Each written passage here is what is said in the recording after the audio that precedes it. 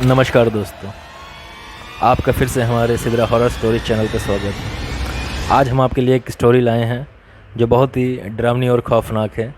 तो चलिए दोस्तों, बिना वक्त ज़ाय करे हम अपनी कहानी को स्टार्ट करते हैं। दोस्तों, एक गांव था अकालगढ़, लेकिन कभी भी वहां पे अकाल नहीं पड़ा था। लेकिन कुछ सालों बाद वहां पे अकाल पड़ने लगा, और इस अकाल पड़ने के पीछे एक बहुत ही मशहूर कहानी है।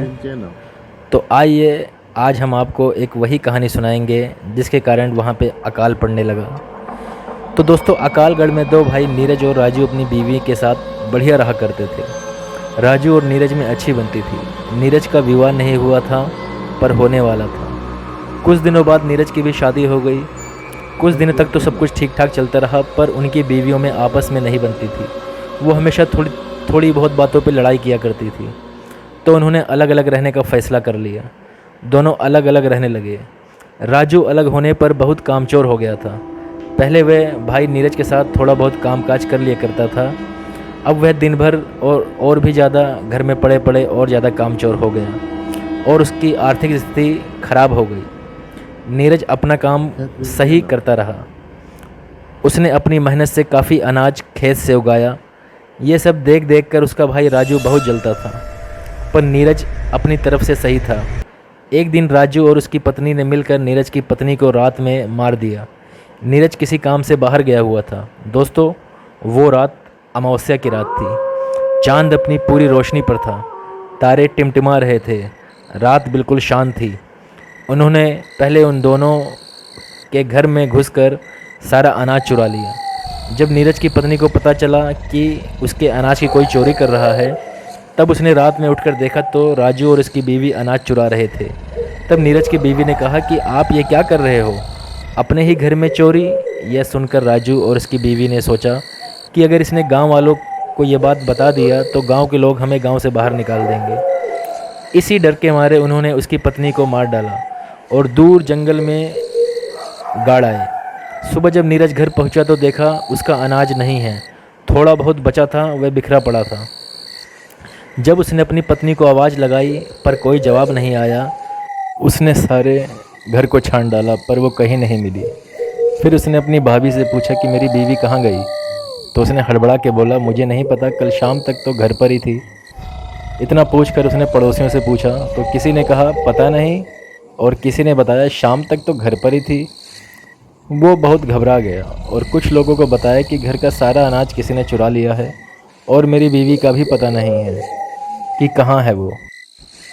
उसने घर जाकर फिर देखा तो उसे उन गेहूं में से एक चाकू मिला और कुछ खून भी पड़ा था। उसे सब कुछ समझ में आ गया कि उसे किसी ने मार के सारा अनाज चुरा लिया है। तब उसने अपनी छत पर जाकर देखा तो उसे कुछ अनाज भी गिरा मिला। तो उसने अपने भाई राजू पर शक हुआ, पर नीरज वैसे भी अपने भाई राजू की बहुत इज्जत करता था, इसलिए उसने उसे कुछ नहीं कहा। तब एक दिन राजू ने कहा कि भाई तू अकेला मत रह, तू भी हमारे साथ ही आ जा, हम साथ ही रहेंगे। वह राजू को मना नहीं कर सकता था, इसलिए नीरज उसके साथ मन मार के रहने लगा। गांव के कुछ लोग उसकी बीवी को गंदी औरत कहने लगे और कहते थे कि सारा अनाज लेकर भाग गई, बेचारा नीरज अकेला रह गया, चुड़ैल कहीं की। ये सब बातें उसे सुनने को मिल रही थी। वह बेचारा क्या करता, अपने भाई को कुछ नहीं कह सकता था। एक दिन की बात है, गांव के कुछ लोग जंगल में लकड़ी लेने गए थे। तो वे लकड़ी काट ही रहे थे, तब उन्हें किसी स्त्री के रोने की आवाज़ सुनाई दी। तो उन्होंने कहा कि इस जंगल में कौन रो रहा है, कहीं कोई रास्ता तो नहीं भटक गया। तो वे लोग जिधर से आवाज़ आ रही थी उसी तरफ चल दिए।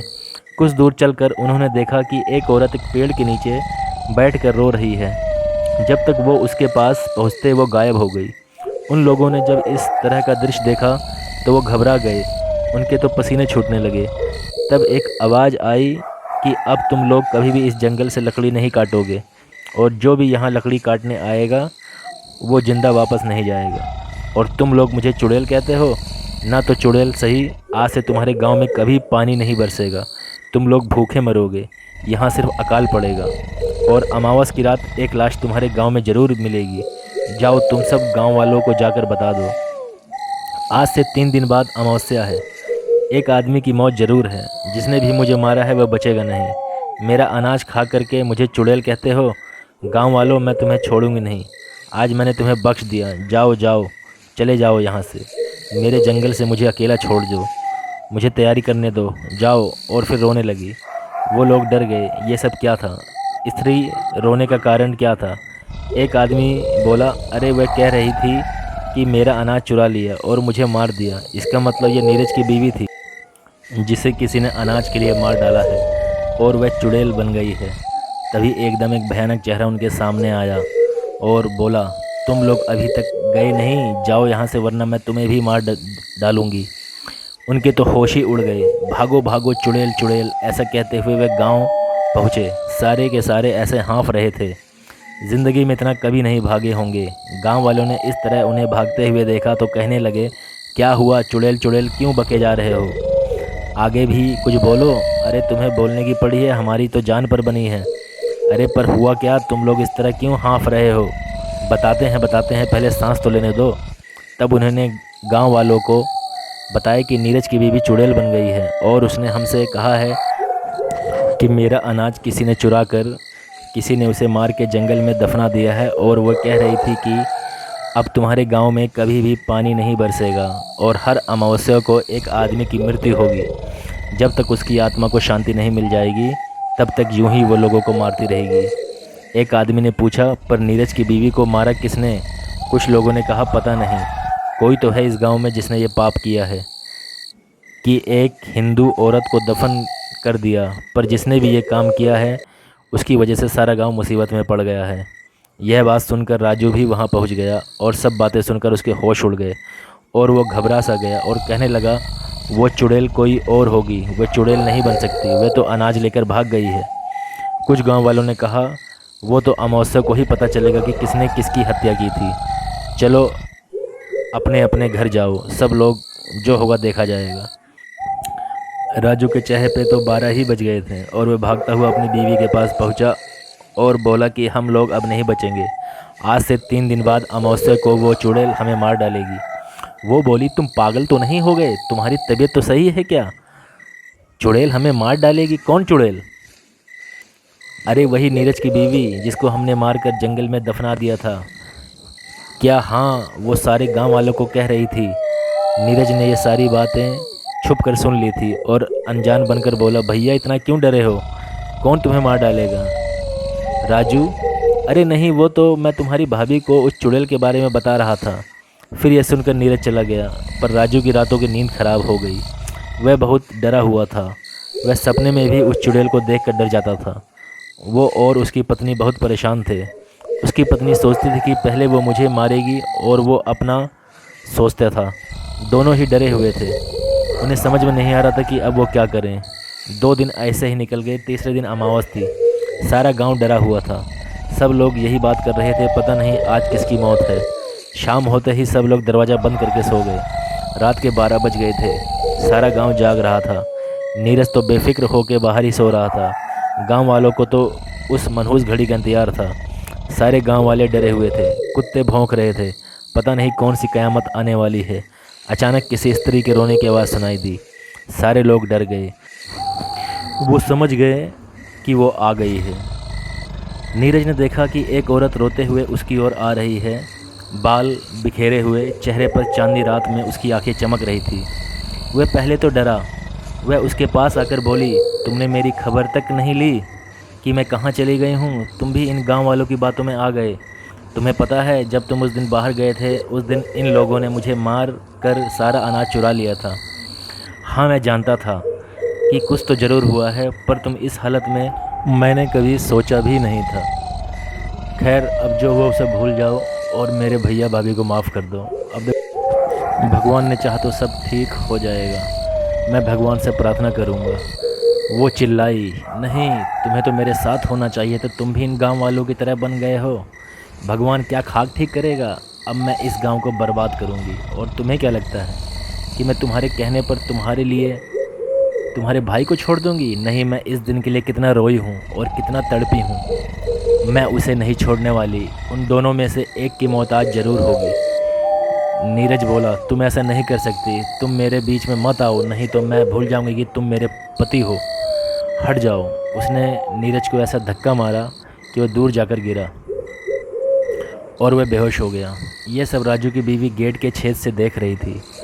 उस चुड़ैल ने गेट में धक्का मारा और उसकी बीवी के बाल पकड़ के बोली, चुड़ैल तो तू है, तूने मेरा सब कुछ छीन लिया, अब तुम्हें नहीं छोड़ूंगी। उसने राजू की बीवी का कलेजा चीर के उसका दिल निकाल लिया और वो दिल चबा चबा के खा गई।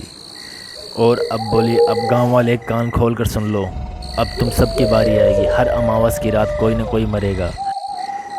बहुत सताया है गांव वालों तुमने मुझको, अब कोई नहीं बचेगा।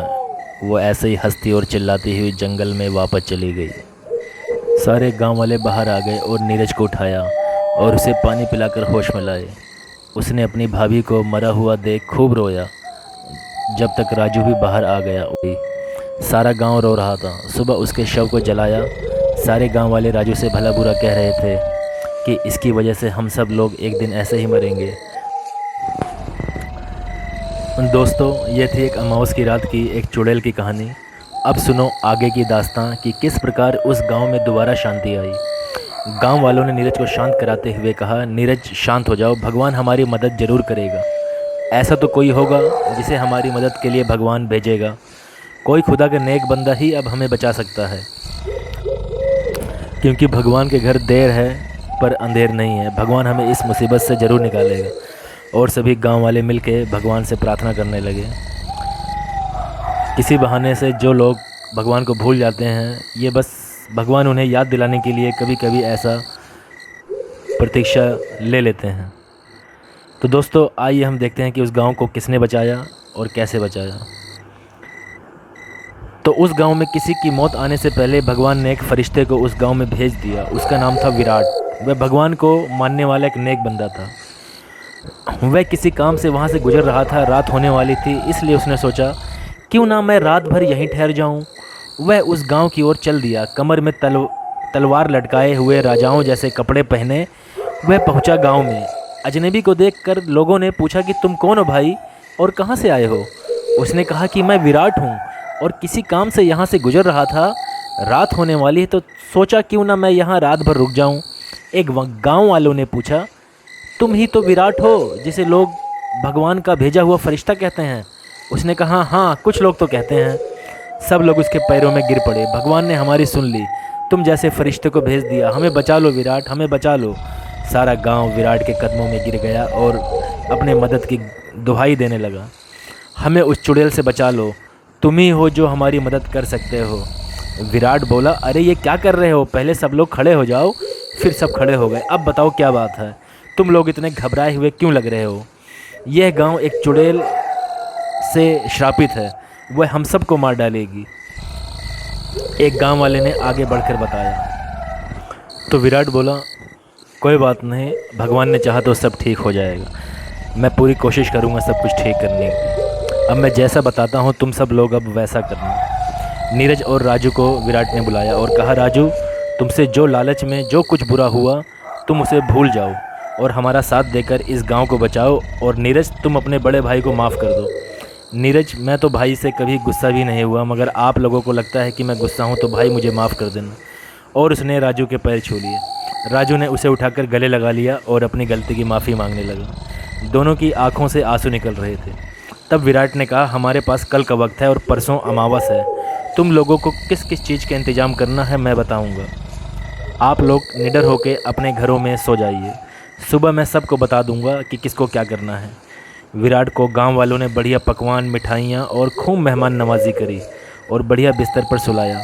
सुबह होकर विराट ने सब गांव वालों को इकट्ठा होने को कहा। थोड़ी देर में सारा गांव इकट्ठा हो गया। तब उसने सबको बताया, हम सबको मिलकर उस चुड़ैल को मारना होगा। मैं सबको बताता हूँ कि हमें क्या करना है। कल पूरे रात गाँव में उजाला होना चाहिए, कोई भी घर बिना उजाले के नहीं होना चाहिए। पूरे गांव को दीपावली की तरह सजा दो और सब लोग घर से बाहर होने चाहिए मेरी नज़रों के सामने। और राजू, तुम अपने घर में हवन की सामग्री के साथ वहां बैठोगे। मैं यहाँ से मंत्र पढ़ूंगा और तुम आहुति दोगे। और नीरज, तुम जंगल में 2 लोगों के साथ उस चुड़ैल की कब्र को खोद कर उसके शरीर को जलाना होगा, तभी उसकी आत्मा को शांति मिलेगी। मैं तुम्हें कल सुबह यहीं मिलूँगा। अब सब लोग तैयारी करो। उस दिन की रात कब बीते सबको यही इंतज़ार था। सुबह होते ही विराट ने सब गांव वालों को इकट्ठा किया और कहा, तैयारी हो चुकी है? गांव वाले बोले हाँ, हमने घर में खूब सारे दीपक तैयार करके रख दिए हैं और सारी तैयारी हो गई है।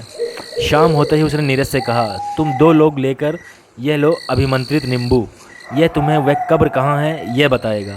जहाँ भी यह नींबू लाल हो जाए तो समझ लेना कि उस चुड़ैल की कब्र यहीं पे है। और ये लो लहसुन की मालाएं अपने अपने गले में डाल लो, इससे वो तुम्हें छू भी नहीं पाएगी। चाहे वो कुछ भी कर ले, तुम डरना मत। वो किसी भी तरह तुमसे इस माला को उतारने की कोशिश करेगी, पर तुम ये गलती मत करना, वरना वो तुम्हें मार देगी।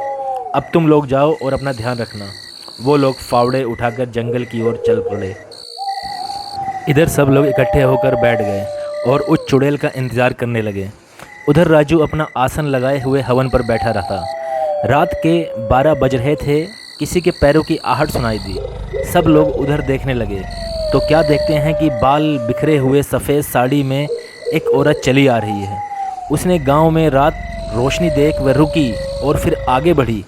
उसने देखा कि सारे गांव वाले बाहर बैठे हैं, जैसे कि बिल्कुल भी नहीं डर रहे। वह ज़ोर से चिल्लाई, अरे मूर्खों, मरने की इतनी जल्दी है? और वो ज़ोर ज़ोर से हंसने लगी। तो ये लो, उसने ज़ोर से हवा चलाई कि सारे दीपक बुझ गए। सारा गांव अंधेरे में डूब गया। सारे लोग डरने लगे। वह कभी इधर कभी उधर भागने लगे और चुड़ैल ज़ोर ज़ोर से हंसने लगी और बोली, तुम सब लोग ऐसे ही मरोगे। इतना बोलकर चुड़ैल तेज़ तेज़ से हंसने लगी। इतने में विराट सामने आ गया और विराट ने कहा, ए चुड़ैल, रुक जा और इन गांव वालों को छोड़ दे और मुझसे मुकाबला कर। चुड़ैल बोली, तू कौन है? विराट बोला कि मेरा नाम विराट है। तुम किसी को भी बिना नुकसान पहुंचाए यहाँ से चली जाओ, वरना मुझे तुम्हें मारना पड़ेगा। चुड़ैल बोली, तू मुझे मारेगा? और इतना बोलकर वो हंसने लगी। उसे अपनी शक्ति पर बहुत घमंड था और उसने अपनी शक्ति के बल पे विराट को दूर फेंक दिया और विराट एक दीवार से जा टकराया और विराट का सर दीवार में लगा। तो विराट ने उठते हुए कहा, लगता है अभी इसे सबक सिखाना ही पड़ेगा। विराट ने अपनी तलवार निकाली और उस पर हमला कर दिया। वो अचानक से गायब हो गई और उसका वार खाली निकल गया। अब वो गायब हो गई, बस उस चुड़ैल की आवाज़ सुनाई दे रही थी। विराट ने भगवान से प्रार्थना की और आंखें खोली। अब उसे वह चुड़ैल दिखाई देने लगी। उसने अपनी तलवार से उसको चोट पहुंचा दी। अब वह अपने आप को हारता देख वह राजू की ओर लपकी। विराट ने मंत्र पढ़ना शुरू किए और बोला, हे प्रभु, मैं अपने पापों को कबूल करता हूँ, मुझे माफ़ कर दो, मैं आगे से कभी ऐसी भूल नहीं करूँगा। यही राजू दोहरा रहा था और वह हवन में आहुति दे रहा था। वह उसके ऊपर लपकी। इससे पहले ही विराट ने अपनी तलवार निकाली और उसके पेट में घुसेड़ दी। तलवार उसके पेट को चीरते हुए पार निकल गई। वो चिल्लाई और कराते हुए भाग गई, जंगल की ओर चली गई। उधर नीरज और उसके दोस्तों को वो कब्र मिल गई। वो उसे खोद ही रहे थे कि उन्हें किसी के चिल्लाने की आवाज़ आई। वो समझ गए कि चुड़ैल आ रही है और उन्होंने खोदने की स्पीड को अपनी बढ़ा दी और उसकी लाश को निकाला। वो उस लाश को निकाल ही पाए थे कि वह वहाँ आ पहुँची। उस लाश में से बहुत ही गंदी बदबू आ रही थी। ये सब देख वो चुड़ैल उन सब पर झपटी और जैसे ही उन पर हमला करना चाहा, वो चीख कर दूर जा गिरी। वह लहसुन को देखकर दूर से चिल्लाई, उसको मत छुओ, उसे मत जलाओ, तुम तो मेरे पति हो। हे नीरज, तुम तो मुझे समझो, मैं बिना बदला लिए नहीं मर सकती, मुझे उस राजू को मारने दो। इतना कहकर वह बहुत तेज तेज चिल्लाने लगी, जब तक विराट भी उसका पीछा करते हुए वहाँ आ पहुँचा और वह ज़ोर से चिल्लाया, जल्दी से इसकी लाश को जला दो, नहीं तो ये सबको नुकसान पहुँचा देगी। इतना सुनना था कि गांव वालों के हाथ पैर कांपने लगे। नीरज भी डर के मारे कांप रहा था। इतने में वो चुड़ैल चिल्लाई, अरे नीरज, क्या तुम सब कुछ भूल गए? मैं तुम्हारी बीवी हूँ, क्या तुम मुझे मार डालोगे? प्लीज़ मुझ पर रहम करो, मैं बिना उस राजू को मारे मैं नहीं मर सकती, जिसने मुझे जीते जी मार डाला था। मैं तुम्हारी पत्नी हूँ। चुड़ैल ने बहुत नीरज को समझाने की कोशिश करी, लेकिन गांव वालों के हित के सोचकर नीरज चुप रहा। इतने में विराट ने माचिस जलाई और उसकी लाश को आग लगा दी। चुड़ैल चिल्लाती रही और वो जलकर ढेर हो गई। विराट ने उन तीनों को शाबाशी दी और वह गांव वापस आ गए। सारे गांव वाले अब बहुत खुश थे। सब ने विराट का धन्यवाद दिया। सुबह होते ही विराट ने कहा, अब मुझे चलना चाहिए। सब गांव वालों की आंखों में आंसू आ गए और सबको राम राम कहकर विराट आगे बढ़ गया। तो दोस्तों, यही हमारी कहानी थी, चुड़ैल का श्राप। हमें उम्मीद है कि ये कहानी आपको बहुत अच्छी लगी होगी, और जो भी लोग इस कहानी को पहली बार सुन रहे हैं दोस्तों, हमारे चैनल को लाइक और सब्सक्राइब कर दीजिए। धन्यवाद।